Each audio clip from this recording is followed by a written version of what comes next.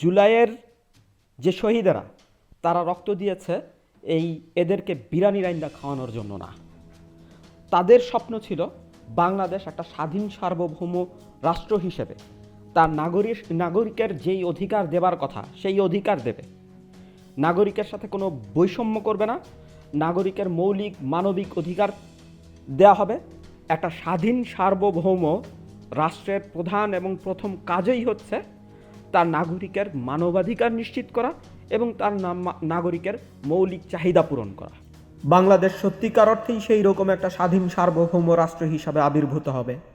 আমরা একটা মানবিক সভ্য জাতি হিসেবে মর্যাদা পাব। এটাই ছিল জুলাই আন্দোলনের মূল লক্ষ্য, আসল স্পিরিট। এরই সাথে আরেকটা বিষয় আপনার দৃষ্টি আকর্ষণ করছি। বাংলাদেশ কিন্তু সান ফ্রান্সিসকোর মতো কোনো সাজানো গোছানো শহর ছিল না। বাংলাদেশ স্বাধীন হবার পর ভারত আমাদেরকে যেই রাষ্ট্র ব্যবস্থা এবং সংবিধান গিলিয়ে দিয়েছিল সেটা কোনো স্বাধীন সার্বভৌম রাষ্ট্রের সংবিধান রাষ্ট্র ব্যবস্থা ছিল না।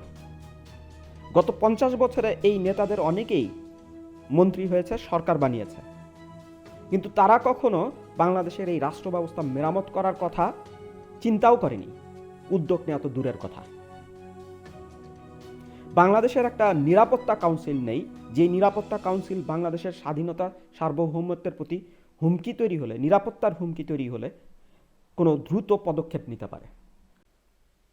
বাংলাদেশের নিজস্ব কোনো ডিফেন্স মিনিস্টার বা নিরাপত্তা মন্ত্রী নেই।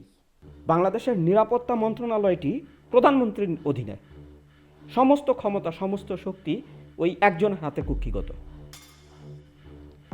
ফ্যাসিবাদ তো রাষ্ট্রীয় ব্যবস্থার অংশ বানিয়ে দেওয়া হয়েছে, স্টেট সিস্টেমের ভিতরেই তো ফ্যাসিবাদ ঢুকিয়ে দেওয়া হয়েছে।